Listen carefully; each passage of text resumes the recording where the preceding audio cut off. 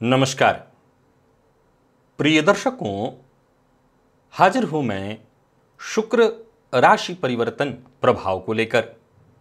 31 जुलाई 2024 दोपहर 2:40 पर आकर्षण, दाम्पत्य सुख, सौंदर्य, ऐश्वर्य, वैभव, कला, संगीत के प्रतिनिधि ग्रह शुक्र अपनी वर्तमान जल तत्वीय राशि कर्क राशि को छोड़कर ग्रहों के राजा सूर्य की राशि अग्नि तत्वीय राशि सिंह राशि में प्रवेश करने जा रहे हैं, जहां की वो 25 अगस्त 2024 की प्रातः तक रहेंगे और इसके पश्चात अपनी नीच राशि कन्या राशि में प्रवेश कर जाएंगे।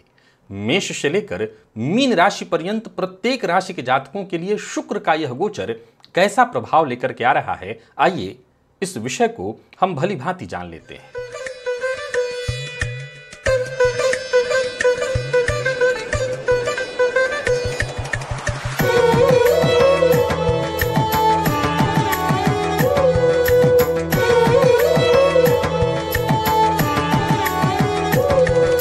प्रिय दर्शकों, यहां प्रारंभ में ही आपको बता देना चाहता हूं मैं कि यह राशिफल मैं आपको आपके चंद्र राशि के आधार पर बताने जा रहा हूं। एक दूसरी बात, प्रिय दर्शकों, शुक्र कौन है? शुक्र हैं काल पुरुष का सुख। तो जाहिर सी बात है कि उस ग्रह की चर्चा है जिसका काम ही सुख उत्पन्न करना है। तो यहां मुख्यता किसकी है? सुख की। अतः कई बार आपको ऐसा लगता है कि हर राशि के लिए तो सुख ही उत्पन्न करें, अच्छी बात ही आप बता रहे हैं, तो इसमें अलग क्या है? जाहिर सी बात है, यही बात आप जब शनि की चर्चा सुनते हैं तो ये कहते हैं कि हर राशि के लिए आप बुरा ही बता रहे हैं, इसमें अलग क्या है? जाहिर सी बात है कि शनिदेव काल पुरुष का विषाद है। परंतु प्रिय दर्शकों, यहां कुछ अलग है जिसे आपको समझना चाहिए। शुक्र ग्रहों के राजा की राशि में होंगे। वैसे तो ज्योतिष शास्त्र के मर्मज्ञ कहते हैं कि सिंह राशि में कोई भी ग्रह बुरा प्रभाव नहीं देता है, परंतु ये शुक्र शनिदेव की दृष्टि और मंगल की दृष्टि से दृष्ट होंगे। अब इस दृष्टि संबंध को भी जरा समझना जरूरी है। शनि की दृष्टि शुक्र पर हो तो ज्योतिष शास्त्र इसको कहता है राजयोग भंग है ये। एक दो, शुक्र पर मंगल की दृष्टि जातक को चारित्रिक कमजोरी की ओर, चारित्रिक पतनता की ओर लेकर के जाने वाली मानी गई है। यानी एक बात तो तय है कि इस गोचर काल के दौरान दो पापक ग्रहों से दृष्ट ये शुक्र सभी राशियों के लिए और उनके लिए विशेष रूप से जिनकी कुंडली में शुक्र किसी भी तरह से पीड़ित है, कहीं ना कहीं चारित्रिक कमजोरी की ओर धकेलने वाले बनेंगे। तो चलिए बिना विलंब किए चर्चा प्रारंभ करते हैं। साथ ही साथ ये भी जानने का प्रयत्न करेंगे कि कौन सा उपाय है जिसे करके आप शुक्र के इस गोचर से लाभ ले सकते हैं और किसी भी तरह की कमियों से बच सकते हैं। चलिए चर्चा प्रारंभ करते हैं। सबसे पहली जो राशि है वो मेष है।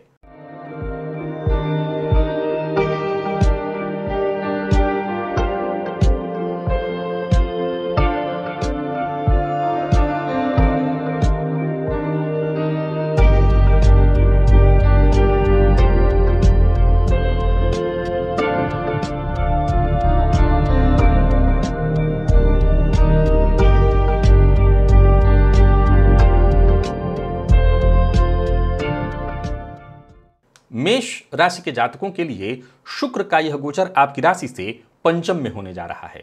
आप जानते हैं यह पंचम भाव विद्या, ज्ञान, संतान, इन से संबंधित सुखों का भाव है और द्वितीय और साथ ही साथ आपके लिए सप्तम पति बनकर के पंचम में गोचर करेंगे।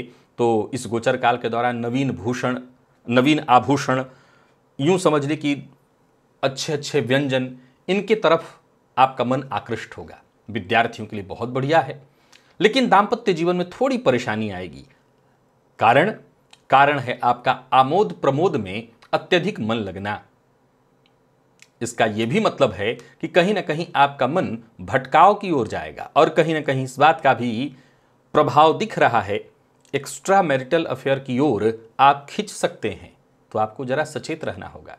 हालांकि विद्यार्थियों के लिए इस गोचर काल के लिए मैं बहुत बढ़िया कहूंगा। आप अगर विद्यार्थी हैं तो यह गोचर आपके लिए हर तरह से बढ़िया है। अब देखा जाए तो सप्तमेश और द्वितीयेश का पंचम भाव में होना भाषण कला योग की स्थिति भी है। अगर आप राजनेता हैं तो अच्छा बोल सकेंगे। तो दाम्पत्य जीवन की परेशानी है, इसी को देखना है। पार्टनरशिप में कोई समस्या नहीं है। पार्टनरशिप में कोई समस्या नहीं। अब द्वितीय भाव के स्वामी बनकर के पंचम में गोचर कर रहे हैं तो संतान से, कुटुंब से भी मतभेद की संभावना उत्पन्न हो सकती है। तो इन सभी तरह की परेशानियों से बचने के लिए क्या उपाय आपको करना चाहिए? गाय की सेवा करिए, गाय को हरा चारा दीजिए, वाणी पर नियंत्रण रखिए, चरित्र पर अपने अंकुश लगा करके रखिए, यह गोचर ठीक होगा। वृषभ के जातकों के लिए शुक्र का यह गोचर आपकी राशि से चतुर्थ में होने जा रहा है। अब देखा जाए तो शुक्र का यह गोचर जो कि आपकी राशि से चतुर्थ में है, जहां के शुक्र दिग्बली होते हैं। अब शुक्र कैसे हैं? तो आपके लिए द्वितीय और षष्ठ पति बनकर के, जहां इनको षष्ठ का कोई दोष नहीं होगा, चतुर्थ में इनकी उपस्थिति आप समझ सकते हैं हर तरह से श्रेष्ठ परिणाम को देने वाला है। इस अवधि के दौरान हर तरह के सुखों का भोग होगा, हर तरह के सुखों में वृद्धि होगी, नए मित्र बनेंगे, समाज में मान सम्मान की प्राप्ति होगी, नए वाहन इत्यादि की प्राप्ति होगी, शत्रुओं का मनोबल जरूर बढ़ेगा, उनका प्रभाव भी बढ़ेगा, पर विजय की बात हो तो वो तो आप ही का होगा। इस गोचर काल के दौरान चाचा, बुआ, मामा, मौसी, हर तरह से हर किसी से सुख और सहयोग की प्राप्ति आपको होने वाली है। दसम भाव पर पूर्ण दृष्टि शुक्र पर होना ये बहुत अच्छा है, पर चरित्र पर आपको भी जरा अंकुश लगा करके रखना है, क्योंकि शुक्र मंगल की दृष्टि से दृष्ट हैं। सामाजिक कार्यों में आप रुचि तो लेंगे, पर समाज में बदनामी का कारण भी आप ही पैदा करेंगे। पिता के व्यवसाय से जुड़ करके काम करते हैं तो अच्छा रहने वाला है। काम में मन लगेगा, काम को लेकर के कोई दिक्कत नहीं, विशेष सुखद अनुभूति दिखाई पड़ रही है आपके लिए। अब शुक्र को यहाँ षष्ठेश का कोई दोष नहीं है, पर फिर भी माता के स्वास्थ्य को लेकर के थोड़ी चिंता रहेगी, और माता के स्वास्थ्य को ही लेकर के ध्यान में रखना है आपको। यदि मधुमेह की शिकायत है तो आपको अपने स्वास्थ्य का और ख्याल रखना होगा। बाकी इस गोचर से मुझे कोई चिंता आपके लिए नहीं दिखाई पड़ती। भूमि, भवन, वाहन, हर तरह के सुखों में वृद्धि आपके लिए है। देवी की आराधना करिए, सिद्ध कुंजिका स्तोत्र का पाठ वृषभ के जातकों के लिए अत्यंत श्रेष्ठ होगा। और मिथुन के जातकों के लिए शुक्र का यह गोचर कहां पर होने जा रहा है? तो तीसरे में होने जा रहा है। अब देखा जाए तो यह शुक्र आपके लिए पंचम और द्वादशपति बनकर के संचरण करने जा रहे हैं तीसरे में। सीधी सी बात है, यह अवधि बहुत बढ़िया है आपके लिए। मित्र और आपके पराक्रम दोनों में वृद्धि, पड़ोसियों का साथ, शत्रुओं पर विजय, संचित धन में वृद्धि, व्यर्थ के व्यय तो आप करेंगे ही, भोग विलास पर तो व्यय होना है, क्योंकि द्वादशपति बने हुए हैं तो वो करेंगे। सुख मिलेगा, सहयोग मिलेगा। विद्यार्थी हैं तो विद्या के क्षेत्र में आपके पुरुषार्थ में और वृद्धि होगी, और फलतः शिक्षा के क्षेत्र में आपका एक तरह से भाग्योदय का समय है। ये पूर्णतः भाग्योदय का समय दिखाई पड़ रहा है मिथुन राशि के जातकों के लिए। भाग्य का पूर्ण सुख आपको प्राप्त होगा। प्रत्येक कार्य बनेंगे और कम से कम परिश्रम में बनेंगे, परंतु एक ही बात ध्यान रखिएगा, परिश्रम, क्योंकि तीसरा भाव है, परिश्रम में कमी नहीं होनी चाहिए, तभी सफलता मिलेगी। धर्म में आपकी रुचि बढ़ेगी, धार्मिक कार्यों में भी आप लगेंगे। यात्रा आपके लिए बेहद श्रेष्ठ। द्वादश स्थान से संबंध शुक्र का होने के चलते और जाकर के तीसरे में उनका बैठना विदेश से भी आपको लाभ की स्थिति उत्पन्न कराएगा। विद्यार्थियों के लिए बढ़िया है। संतान पक्ष से कोई विशेष शुभ सूचना आपको मिलने वाली है, और इस गोचर को श्रेष्ठ बना लेने के लिए आपको और कुछ नहीं करना। इस गोचर काल के दौरान नवारण मंत्र यदि आपको याद है तो नवारण मंत्र का जप करिए, भगवती की आराधना करिए, भगवती के मंदिर में जाकर के उनका दर्शन करिए। यह गोचर उत्तम हो जाएगा आपके लिए। कर्क के जातकों की यदि बात करें तो शुक्र का यह गोचर आपकी राशि से दूसरे भाव में होने जा रहा है। आप जानते हैं इस योग को, यह महाधनी योग है। तो आगमन कैसे होगा? धन आगमन, बार बार धन का आगमन होगा।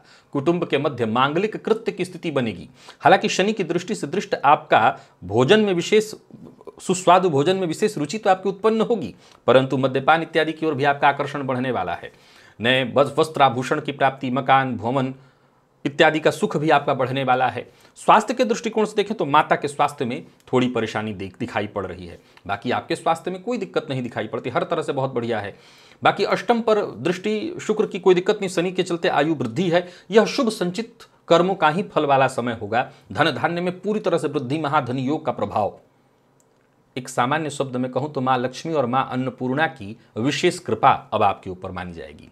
अपच की शिकायत हो सकती है, सो खान पान पर ध्यान दीजिएगा। और इस गोचर काल को और श्रेष्ठ बनाए रखने के लिए स्त्री वर्ग का विशेष रूप से सम्मान करिए। चरित्र पर जरा ताला लगा करके रखिए, और जितना हो सके मद्यपान, मांसाहार से दूरी बना करके रखिए, तभी यह गोचर आपके लिए श्रेष्ठ होगा।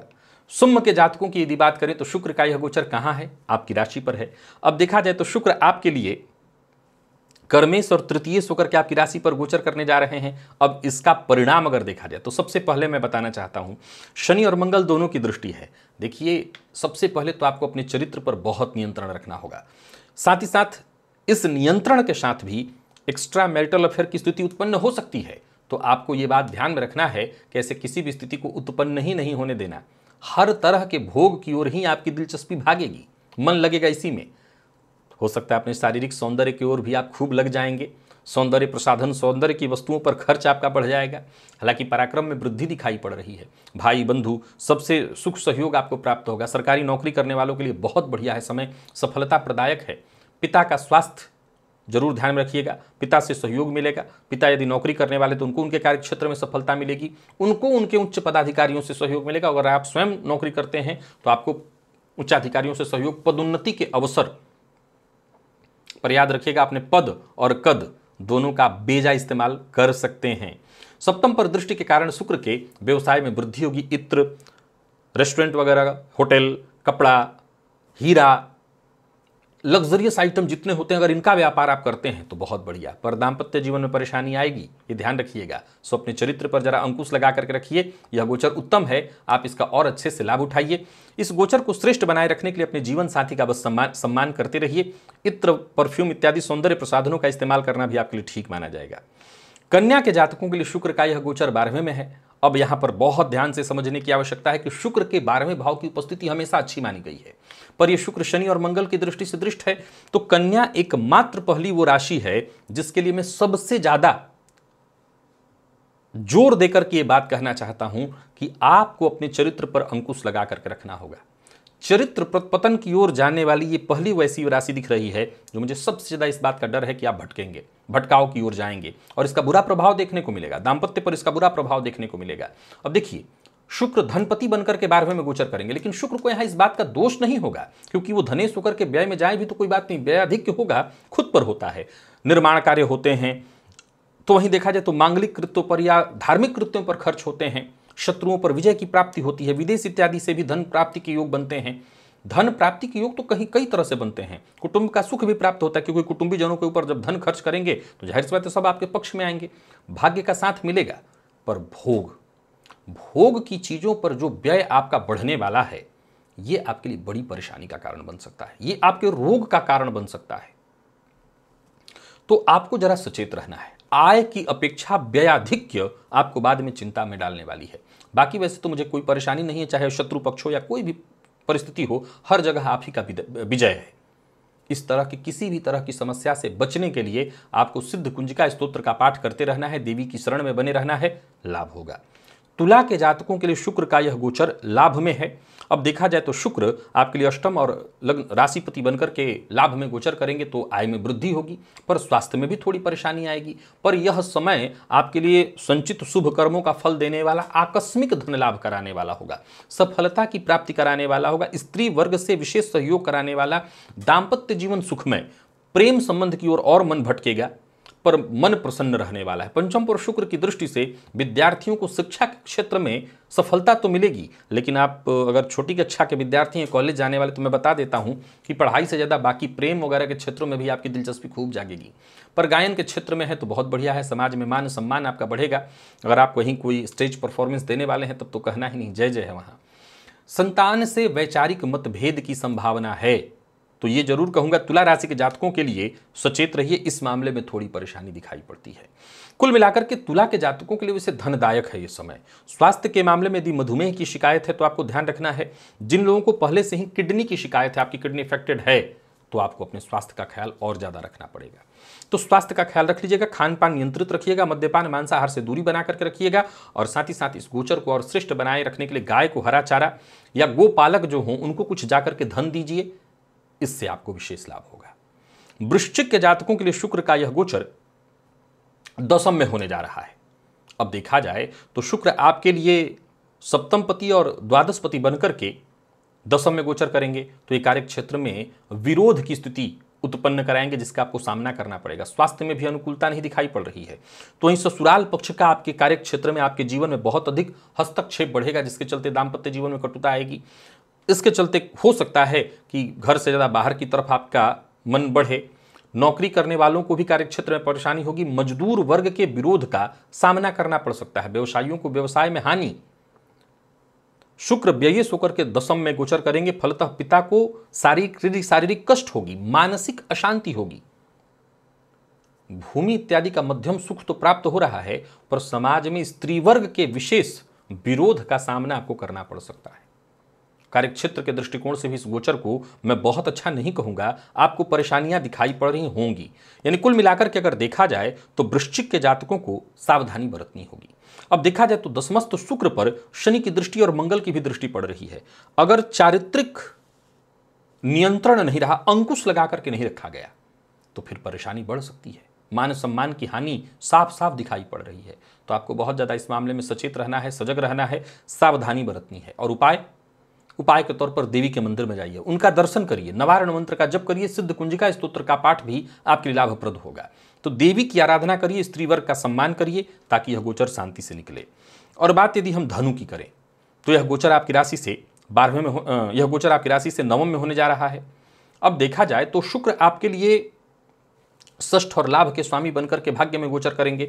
तो लाभपति बनकर के भाग्य में गोचर करना यह लाभ के दृष्टिकोण से बढ़िया माना गया है। जब लाभेश भाग्य में होते हैं तो अच्छा है, परिणाम अच्छा देते हैं, सुखद देते हैं, पर कुछ परेशानियां भी लाएंगे क्योंकि षष्ठपति बनकर के नवम में है।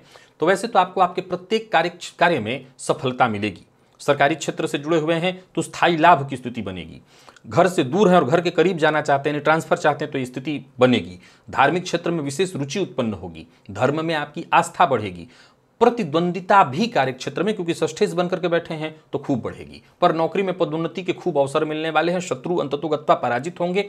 प्रत्येक कार्य में आपको आपके सुख की प्राप्ति, मान सम्मान की प्राप्ति और साथ ही साथ शत्रु पक्ष पर आपकी जय साफ दिखाई पड़ रही है। शुक्र की दृष्टि तृतीय भाव पर होना, पराक्रम में वृद्धि, जहां शनिदेव गोचर कर रहे हैं। मंगल षष्ठ में है, सो हर तरह से शत्रुओं पर विजय। पर स्त्री वर्ग का सम्मान करना होगा, एक्स्ट्रा मैरिटल अफेयर से बचना होगा और मित्रों का साथ मिलेगा। आपके पुरुषार्थ में वृद्धि होगी, आय में वृद्धि होगी और साथ ही साथ देखा जाए तो हर तरह से गोचर आपके लिए सफलता प्रदायक होगा। छोटे भाई बहनों का साथ मिलने वाला है, ये आपके लिए बहुत अच्छा है। यहाँ एक ही बात आपको बताना चाहता हूं, इस गोचर काल के दौरान जितना हो सके अपना चरित्र मजबूत बना करके रखें। चरित्र पर कोई उंगली न उठा पाए, इस बात का ख्याल रखिए। बाकी यह गोचर मैं आपके लिए हर तरह से उत्तम कहूंगा, चिंता की कोई आवश्यकता नहीं है, कदम आगे बढ़ाइए। मकर के जातकों की यदि बात करें तो शुक्र का यह गोचर आपकी राशि से अष्टम में होने जा रहा है। अब देखा जाए तो शुक्र आपके लिए पंचम और दसम पति बनकर के अष्टम में गोचर करने जा रहे हैं। यह गोचर कुछ मामलों में तो परेशानी का कारण माना जाएगा। विशेष करके विद्यार्थियों की बात करूं तो आपकी शिक्षा में कहीं ना कहीं बाधा, हालांकि कुछ उन्नति भी है, जैसे संचित धन में वृद्धि, कुटुंब का सुख, क्योंकि शुक्र द्वितीय भाव के कारक होते हैं एक तरह से, तो वो तो सुख आपको मिलेगा, पर भाग्य का पूर्ण सुख प्राप्त नहीं हो सकेगा।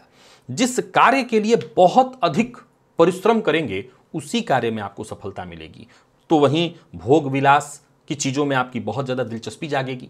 गुप्त रीति से किए जाने वाले कार्यों में आपकी रुचि बहुत ज्यादा जागृत होगी। हालांकि राजकीय क्षेत्र से धन प्राप्ति के योग तो हैं, पर कार्यों में छोटी मोटी बाधाएं दिखाई पड़ रही हैं। पिता के साथ यदि आपका व्यवसाय है, पिता के साथ मिलकर के व्यवसाय करते हैं, तो वहां से धन की प्राप्ति दिखाई पड़ रही है। काम चाहे जो भी करिए, पिता से राय मशवरा करके और उनसे सलाह लेकर के काम करिए तो अच्छा होगा आपके लिए। बाकी इस गोचर काल के दौरान स्वास्थ्य का बहुत ख्याल रखिएगा। चारित्रिक कमजोरी आपको किसी तरह के दीर्घकालिक गुप्त रोग की ओर भी खींच के ले जाएगी, तो इससे आपको बचना होगा। जीवन साथी के साथ ईमानदार बने रहिए, प्रेमी के साथ ईमानदार बने रहिए, अपने परिवार के सदस्यों के लिए पूरी तरह से ईमानदार बने रहिए, तभी यह गोचर आपके लिए उत्तम होगा। और इस गोचर काल के दौरान जितना हो सके श्री सूक्त का पाठ करिए, घी का दिया जला करके श्री सूक्त का पाठ लाभ होगा। बात कुंभ की कर लेते हैं। गोचर आपके सप्तम के लिए है। इस गोचर काल के दौरान देखा जाए तो शुक्र शनि की दृष्टि और मंगल की दृष्टि से दृष्ट होने के कारण ये दाम्पत्य जीवन के लिए बहुत अच्छा नहीं माना जाएगा आपके। वैसे तो भाग्य की वृद्धि ही मैं कहूंगा, भाग्य के मामले में कहीं कोई दिक्कत नहीं है। चतुर्थपति और भाग्यपति बने शुक्र आपके सप्तम में गोचर करेंगे, जिसका परिणाम जो निकलेगा अच्छा होगा, पर दाम्पत्य जीवन के बारे में जैसा मैंने कहा बहुत अच्छा नहीं होगा। तो वहीं जननेंद्रिय, क्योंकि शुक्र सप्तम में है, पुरुषों के लिए ये किसी न किसी तरह के जननेंद्रिय से संबंधित रोग, गुप्त रोग की संभावनाओं को लेकर के आ रहा है। व्यवसायियों को व्यवसाय में सफलता मिलेगा, स्त्री से विवाद दिखा रहा है। बाकी यह गोचर स्वास्थ्य को लेकर के टेंशन दिखा रहा है, यहां पर परेशानी है। लग्न पर शुक्र की पूर्ण दृष्टि के कारण, अच्छा मान लीजिए सब कोई चरित्रहीनता वाला काम तो नहीं करेगा, तो सबके लिए खराब ऐसा नहीं है। आपके रूप में, आपके सौंदर्य में निखार आएगा, धार्मिक कार्यों में आपका मन लगेगा, भूमि भवन इत्यादि से संबंधित कार्यों में आपका मन लगेगा, इससे संबंधित सुख आपको प्राप्त होगा। तो स्वास्थ्य का ख्याल आपको रख लेना है, किसी भी तरह के चारित्रिक कमजोरी के चक्कर में नहीं आपको पड़ना है। इन चीज़ों से बच गए तो फिर यह गोचर आपके लिए बहुत अच्छा है। कहीं अनाथालय हो या जरूरतमंद लोगों को मोमबत्ती का दान करिए, यह आपके लिए अच्छा होगा। और मीन के जातकों के लिए शुक्र का यह गोचर षष्ठ में है। अब देखिए, षष्ठ में शुक्र को दोष तो नहीं लगता, पर शनि और मंगल की दृष्टि से दृष्ट यहां भी थोड़ी ऐसी परेशानी उत्पन्न कराने वाले हैं जिससे मैं कहूंगा कि आपको सजग और सचेत रहना होगा। विभिन्न प्रकार के कष्टों का सामना आपको करना पड़ सकता है। अब देखा जाए तो शुक्र तृतीय पति और अष्टम पति बनकर के षष्ठ में गोचर करेंगे तो भाई बंधुओं से वैमनस्यता बढ़ेगी, शत्रुओं की संख्या में वृद्धि होगी। साझेदारी में यदि व्यवसाय करते हैं, कार्य करते हैं तो यहाँ धनहानि की स्थिति दिखाई पड़ेगी। मित्र से वैचारिक मतभेद की स्थिति होगी। 12वें पर पूर्ण दृष्टि और वहां भी शनिदेव हैं, उस अवस्था में अब देखें तो व्ययाधिक, व्यर्थ का व्ययाधिक्य, दिखावे पर, गलत कार्यों पर, यात्रा भी कर रहे हैं तो वहां भी परेशानी। स्वास्थ्य कुछ कम ही अनुकूल रहेगा। जिन लोगों को मधुमेह है, जिन लोगों को किडनी की शिकायत है, उनको परेशानी बढ़ेगी। दाम्पत्य जीवन कलहपूर्ण होगा। स्त्री से दूरी यानी जीवन साथी से दूरी बढ़ेगी। कुल मिलाकर के यह गोचर मैं मीन के जातकों के लिए बहुत शुभ नहीं कहूंगा। आप शारीरिक कष्ट तो देखेंगे ही देखेंगे इस गोचर काल के दौरान, तो सचेत रहना होगा और चरित्र पर अपने अंकुश लगा करके रखना होगा। कबूतरों को दाना डालिएगा, कोई भी 3 प्रकार का अन्न एक में मिलाकर के शुक्रवार के दिन कबूतरों को डालिए, इससे आपको लाभ मिलेगा। तो प्रिय दर्शकों, ये था मेष से लेकर के मीन राशि पर्यंत प्रत्येक राशि के जातकों के लिए शुक्र राशि परिवर्तन का प्रभाव। आज के लिए बस इतना ही, इजाजत दीजिए, पुनः मुलाकात होगी। तब तक के लिए नमस्कार।